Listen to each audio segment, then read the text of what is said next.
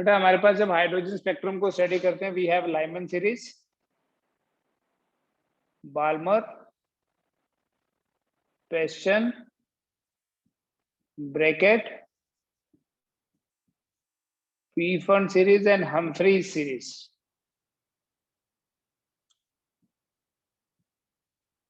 Right. Lyman series में N1 की value जो है वो होती है 1 और N2 की वैल्यू कुछ भी हो सकती है, anything higher than that, 2 3 4। Balmer series में N1 is 2, N2 is 3 4 5। Question series में N1 is 3, N2 is higher than 3 4 5 6। N1 is 4 bracket में, N2 is 5 6 7, then N1 is 5, N1 is 6।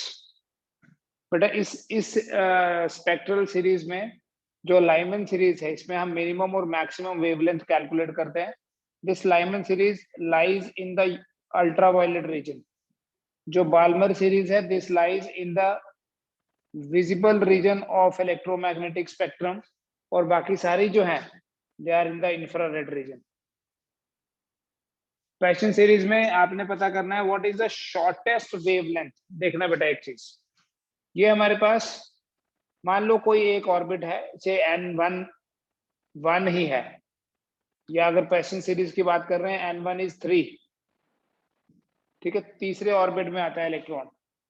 Shortest wavelength निकालनी है बेटा। अगर फोर्थ ऑर्बिट से electron jump करता है थर्ड ऑर्बिट में, ये इसको बोलते हैं first element of the question series, when the electron jumps from fourth orbit to third orbit. जितना बेटा एनर्जी का डिफरेंस कम होगा, देखो हमारे पास बेसिक इक्वेशन क्या है, E2 minus E1 equals to h nu. जितना एनर्जी का डिफरेंस कम होगा फ्रीक्वेंसी उतनी ही कम, है ना। और फ्रीक्वेंसी कम होने से क्या होगा, वेवलेंथ जो है वो उतनी ही ज्यादा होगी। मतलब अगर इलेक्ट्रॉन फोर्थ ऑर्बिट से थर्ड ऑर्बिट में आ रहा है तो फ्रीक्वेंसी मिनिमम है लेकिन वेवलेंथ मैक्सिमम है। और जब electron n equal to infinity से आया n इक्वल टू 1 में, तो तब एनर्जी का डिफरेंस सबसे ज्यादा, एनर्जी का डिफरेंस मैक्सिमम होगा तो फ्रीक्वेंसी मैक्सिमम और वेवलेंथ मिनिमम। इसलिए क्वेश्चन सीरीज में जो मिनिमम वेवलेंथ है लैम्डा m मेन कर दूं, z नहीं सॉरी इधर r है, r इंटू 1/9। 1/9 कहां से आया, 1/3 स्क्वायर क्वेश्चन सीरीज के लिए बताया, माइनस 1/इंफिनिटी स्क्वायर, या 1/इंफिनिटी हुआ, ये 3 का स्क्वायर है, ऐसे लिख लो। इससे हमारी जो मिनिमम वेवलेंथ है क्वेश्चन सीरीज में वो क्या बनेगी, therefore lambda min, therefore the minimum wavelength is equal to 9/r। और बेटा जब आप ये कैलकुलेशंस करते हो 1/r जो है इसका वैल्यू होता है 911 इंटू 10⁻⁻10। सो क्वेश्चन सीरीज में जो मिनिमम वेवलेंथ है दैट इज 9 इंटू 911 एंगस्ट्रॉम 8199। और अगर इसी लाइमन सीरीज में, सॉरी क्वेश्चन सीरीज में, अगर इसी क्वेश्चन सीरीज में आपको मैक्सिमम वेवलेंथ निकालनी है बेटा, जब लैम्डा मिनिमम होगा तो फ्रीक्वेंसी मैक्सिमम होगी, एनर्जी का डिफरेंस उसके ऊपर डिपेंड करती है। तो अगर आपको मैक्सिमम वेवलेंथ निकालनी होगी तो लैम्डा मैक्स के लिए क्या फोर्थ ऑर्बिट से आना चाहिए इलेक्ट्रॉन, जितना क्लोज होगा उतना फ्रीक्वेंसी ज्यादा, जितना क्लोज होगा उतनी ही फ्रीक्वेंसी का डिफरेंस, सॉरी एनर्जी का डिफरेंस कम होगा, एनर्जी का डिफरेंस कम होगा तो फ्रीक्वेंसी। और अगर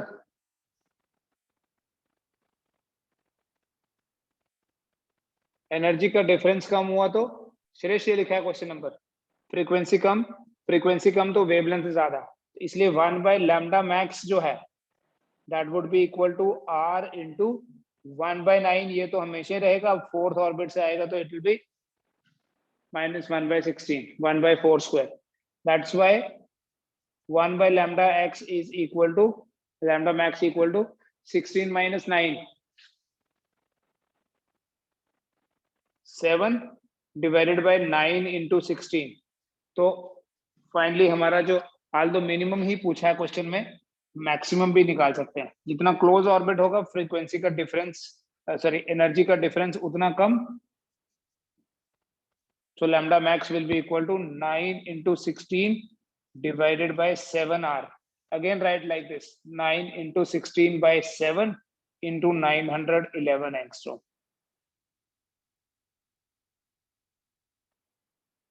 ठीक है, can solve this. But ये याद रखो, आप बार बार 1.097 into 10 raised per 7 मत डालो, मतलब बार बार r की वैल्यू नहीं डालो. Simply remember reciprocal of r. 1 by r जो है वो 911 एंगस्ट्रॉम होता है. This was question number 12.3.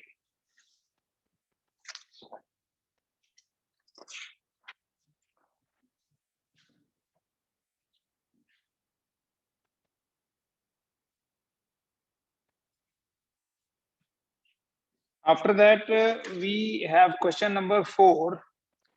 It is 12.4. क्या question है? A difference of 2.3 electron volt separates two energy levels in an atom. What is the frequency of radiation emitted when the atom makes a transition from the upper level to lower level? Again, a very logical question. कि दो levels हैं, कोई पता नहीं है कि कौन सा atom है, कौन सा एलिमेंट है, ये नहीं पता है, ना गिवन है. बस ये दिया है कि दो एनर्जी लेवल्स के बीच का जो डिफरेंस है दैट इज 2.3. डेल्टा ई जो है that is 2.3 electron volt. Obviously अगर मैं इसे 1 बोल दूं, इसे 2 बोल दूं, तो E2 माइनस E1 जो है, E2 minus E1 is 2.3 electron volt, which means E2 minus E1 तो h न्यू होता है, बिकॉज हमें frequency, what is the frequency of radiation emitted when the atom makes a transition from the higher to lower? h new is equal to 2.3 into 1.6 into 10 raised per minus 19 joule. Electron volt को जोल में convert किया है, तो इससे हमारी frequency कितनी होगी? 2.3 into 1.6 into 10 raised per minus 19 divided by 6.6 into 10 raised per minus 34. ऐसा यूनिट है ना? एक्चुअली ये जोल है और ये h का यूनिट होता है जोल सेकंड, तो पर सेकंड ही होता है हर्ट्ज. फ्रीक्वेंसी का ऐसा unit is hertz. So this will be 2.3 into 1.6 divided by 6.6 into 10 raised per 34 plus हो जाएगा 34 minus 19.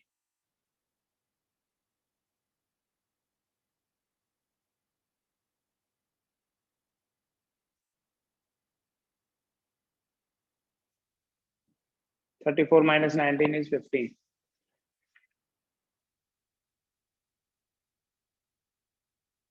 ठीक है, अप्रोक्सीमेटली ये कैंसिल ही हो जाएगा. करके देखते हैं, एग्जैक्टली कैंसिल तो नहीं होगा.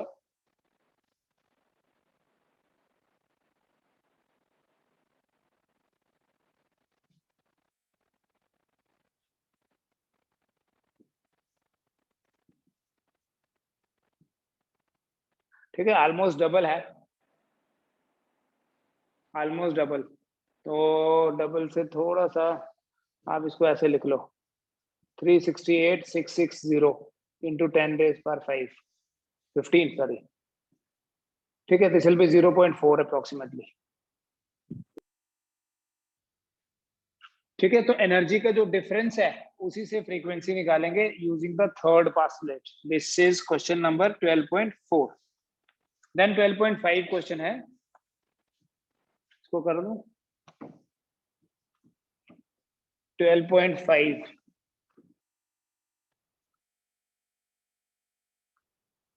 सारे करो अब. 12.5 says the ground state energy of hydrogen atom is minus 13.6. ये तो पता है हमें. E1 होता है minus 13.6 electron volt. What is the kinetic energy and potential energy of electron in this state? हमें पता है कि जो kinetic energy है that is negative of total energy. If you remember हमने ये किया हुआ था, एक रेशो फाइंड करी थी, और जो पोटेंशियल एनर्जी होती है that is double of the total energy. So that means कि kinetic energy is equal to minus of minus 13.6। So kinetic energy होगी, जो भी आपके पास टोटल एनर्जी की नेगेटिव वैल्यू है उसी को पॉजिटिव में लिखोगे तो वो काइनेटिक एनर्जी आएगी, और इसी को डबल कर दोगे 27.2 इलेक्ट्रॉन वोल्ट माइनस। आप चेक कर सकते हैं, इन दोनों को ऐड करोगे तो वापिस यहाँ पर आ जाओगे। ठीक है, ये सिंपल सा क्वेश्चन हमने क्लास में डिस्कस कर दिया था, ये वाला ratio. Kinetic energy is equal to negative of the total energy and potential energy is double of the total energy. Then 12.6 question है, a hydrogen atom initially in the ground level absorbs a photon which excites it to n equal to 4. Find the wavelength and the frequency of the photon. Excitation होता है बेटा किसी lower orbit से higher orbit में जाना। मतलब अगर किसी लोअर ऑर्बिट में इलेक्ट्रॉन एनर्जी एब्जॉर्ब करता है, हायर ऑर्बिट में चला जाता है। यहां पर इलेक्ट्रॉन चला गया from n equal to 1 to n2 equal to 4। ठीक है, hydrogen atom initially in the ground state absorbs, find the wavelength and the frequency of the photon. तो हाइड्रोजन एटम में देखो n इक्वल टू 1, यहाँ पर energy है कितनी? अगर आपको याद नहीं रहता आप डायरेक्टली ये फॉर्मूला याद रखोगे, -13.6 बाई n स्क्वायर, ये होता है -13.6 इलेक्ट्रॉन वोल्ट। या ऐसे लिखो E1 is equal to -13.6 electron volt and E2, यहां हम 2 बोल रहे हैं इस 4 वाले को, -13.6 divided by 4 square electron volt.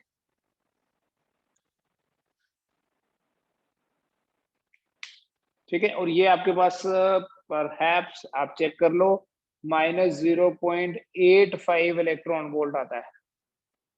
ठीक है, ऐसे था ना, -13.6 -3.4 -1.51 -0.85 -0.53, तो ये है आपके पास। अब फ्रीक्वेंसी और वेवलेंथ कैसे निकालेंगे?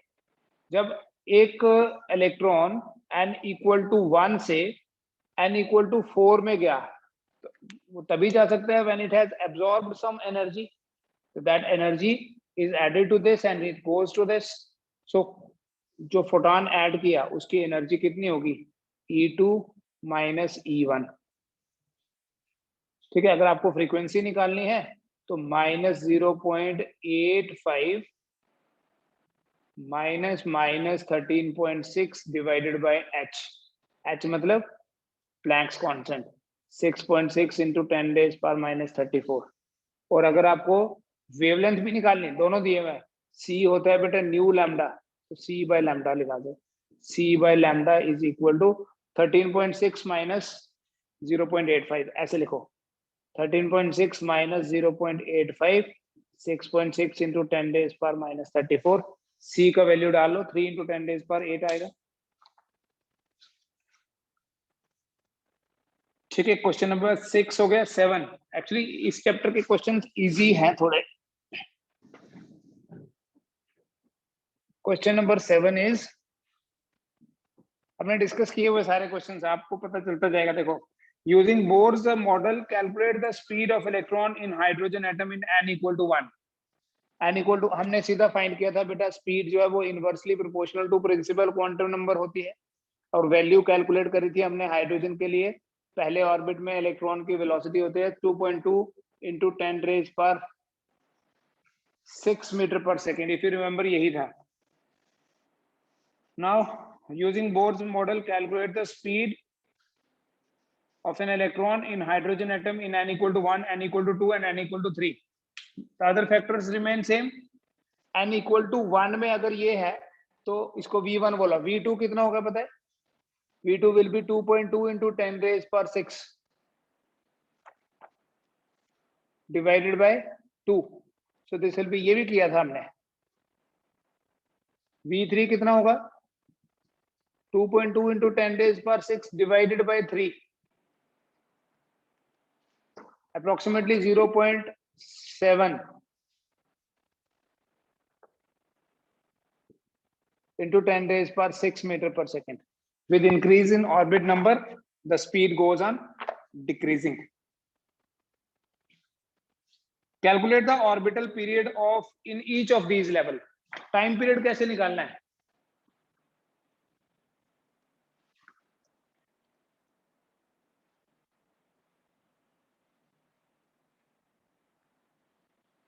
बेटा टाइम पीरियड जब भी सर्कुलर मोशन की बात होती है, v को लिखते हैं 2 pi r divided by t. So t is equal to 2 pi r by v.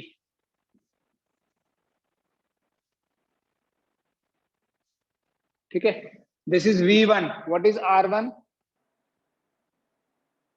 0.52953 लिख सकते हो.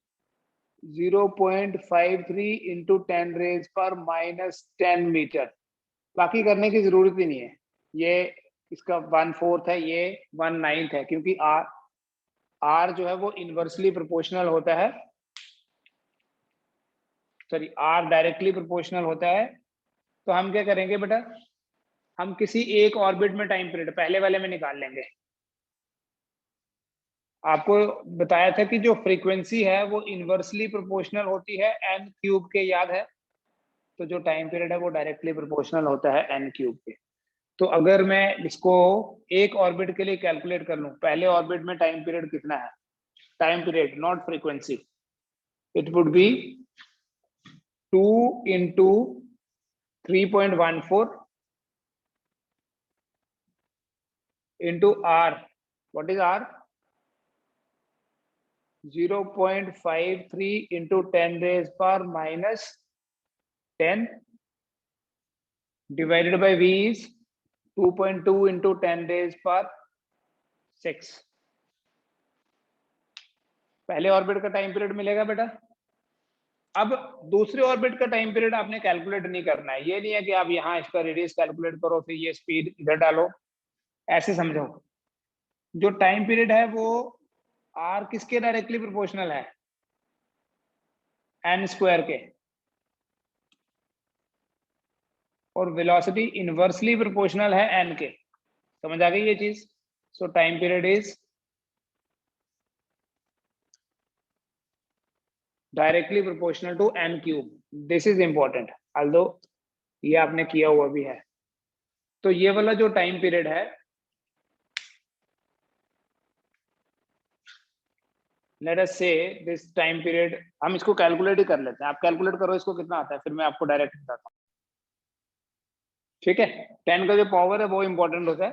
तो ये 3 into 2 हो जाएगा 6.28. ये भी मैं 1.4 1/2 और ये भी 1/2, तो 1/4. तो 6/4 इज अप्रोक्सीमेटली 3/2.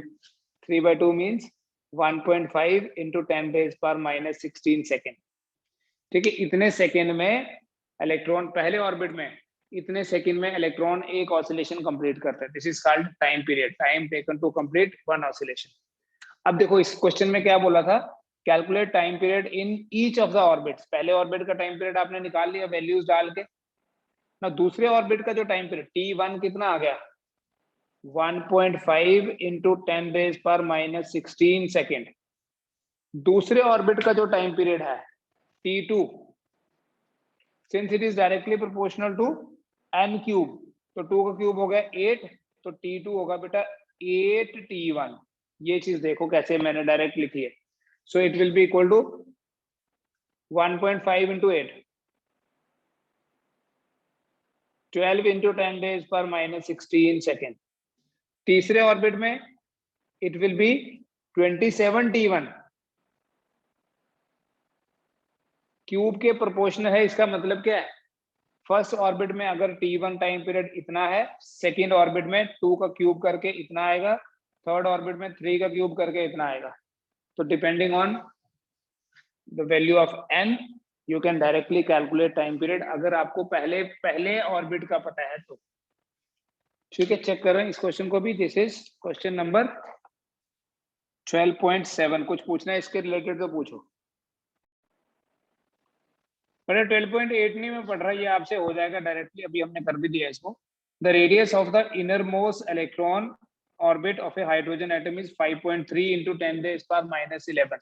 चाहे इनर मोस्ट मतलब पहले ऑर्बिट का रेडियस ऐसे लिखा जाए 0.53 into 10⁻10 मीटर, या ऐसे लिखो 5.3 into 10⁻11 metre, it is one and the same thing. ठीक है, इसमें दिया है the radius of inner most electron orbit of a hydrogen atom is 5.3 into 10⁻11 metre. What are the radius of for n equal to 2 and n equal to 3? n equal to 2 और n equal to 3 के लिए radius कितना होगा, कर लेंगे ना। r is directly proportional to n square है, तो r2 कितना होगा, R2 will be equal to 4 into 5.3 into 10⁻11 meter, and R3 कितना होगा, 9 into 5.3 into 10⁻11 meter. Then question number 9, 12.9. The question is, a 12.5 electron volt electron beam is used to bombard gaseous hydrogen at room temperature. What series of wavelengths will be emitted? 12.5 electron volt दिए बेटा energy, 12.5 electron volt energy दी है।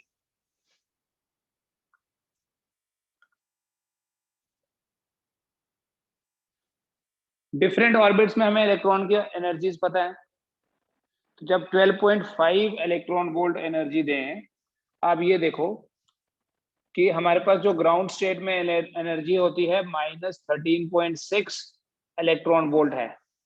जब इसमें 12.5 electron volt add करेंगे तो ये कितना बन जाएगा,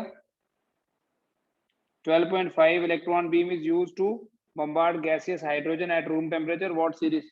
12.5 नहीं होगा, ये क्वेश्चन में 12.5 लिखा है, it should be 12.75.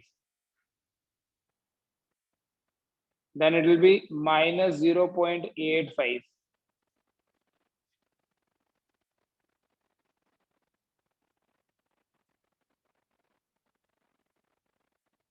which is actually the energy of the fourth orbit, E4. Check करो एक बार, ठीक है, because if this energy comes to be 12.65, वो तो वैलिड नहीं है। ठीक है, इलेक्ट्रॉन की पॉसिबिलिटी हर कहीं नहीं है, there are discrete orbits, electron can have -13.6, -3.4, -1.51 और -0.85. So this has to be 12.75. इसका मतलब इलेक्ट्रॉन का ट्रांजिशन हुआ बेटा n equal to 1 से लेके n equal to 4 तक। जब हाइड्रोजन एटम के first ground state, first orbit मतलब ग्राउंड स्टेट में इतनी एनर्जी मिली है, कितनी, 12.75, it goes to the fourth. Now the question is, what series of wavelengths will be emitted? What series of wavelengths will be emitted? Check करो, 12.75 ही है book में, मेरी book में 12.5 दिख रहा है। अब which series will be there, like this is n equal to 1. n equal to 1 is called as ground state. ठीक है, इलेक्ट्रॉन कहां चला गया, n equal to 4 पे चला गया। n equal to 4 को बोलते हैं थर्ड एक्साइटेड स्टेट, क्योंकि हम n equal to 2 को क्या बोलेंगे, first excited state. n equal to 3 को बोलेंगे second excited state. n equal to 4 को बोलेंगे। Now what are the possibilities? You can have different possibilities here. Electron can jump from fourth to first, fourth to second, fourth to third. 3 तो ये possibilities हो गई। तो यहाँ पर आप एनर्जी डिफाइन कर लोगे, कितनी फोटॉन की एनर्जी होगी, यहाँ पर भी कर सकते हैं, यहाँ पर भी कर सकते हैं। जब फर्स्ट से फोर्थ से फर्स्ट में आया, फोर्थ से थर्ड में आया, सेकेंड में, फोर्थ से थर्ड में। दूसरा थर्ड टू सेकेंड आ सकता है, थर्ड टू फर्स्ट भी आ सकता है, 3 to 1 एंड 3 to 2। और क्या है बेटा पॉसिबिलिटी इसके अलावा? The transition can also take place from 2 to 1। तो ये 6 कैलकुलेशंस कर सकते हैं आप, 6।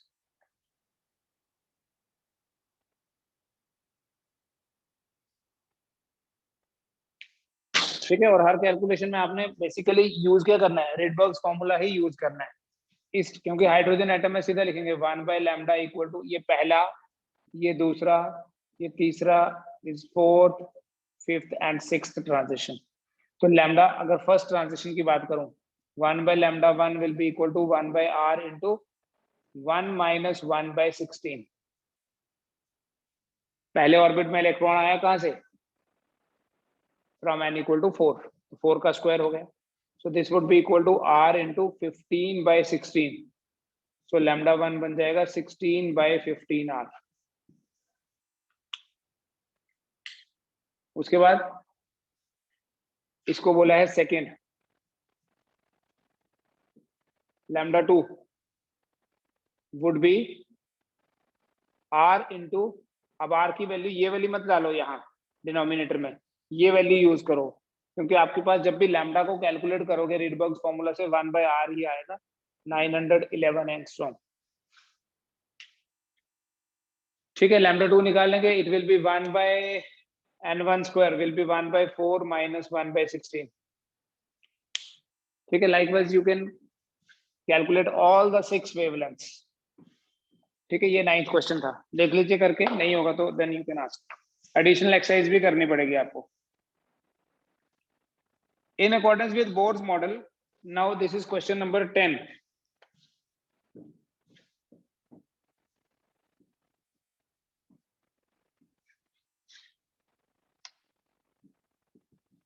Tenth question. In accordance with Bohr's model, find the quantum number that characterizes the Earth's revolution around the Sun in an orbit. इसमें बेटा इस question में कंपेयर किया है एटॉमिक मॉडल को विद द सोलर सिस्टम। ठीक है, और एक कैलकुलेशन करने के लिए बोला है। In accordance with Bohr's model find the quantum number that कैरेक्टराइजेस the Earth's revolution around the sun in an orbit of radius 1.5 into 10 raised power 11 metre. इसी को एस्ट्रोनॉमिकल यूनिट बोलते हैं। याद है आपने 11 में एस्ट्रोनॉमिकल यूनिट पढ़ा था, average distance between earth and sun. तो जब हम अर्थ और सन के बीच में एवरेज डिस्टेंस की बात करते हैं, वही तो रेडियस हो गया ऑर्बिट का। और ऑर्बिटल स्पीड दी हुई है, अर्थ की स्पीड है 3 into 10 raised power 4 मीटर पर सेकेंड।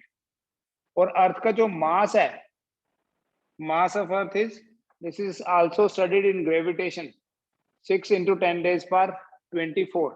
अगर अर्थ को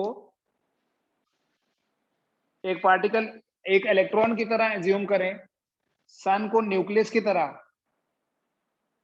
ठीक है, और बोर क्वांटाइजेशन यूज करें, तो क्या बोलेंगे? which principal quantum number is associated? What is the value of n? Principal quantum number is n. n का वैल्यू क्या होगा for these parameters? ठीक है, for these parameters we can say mvr।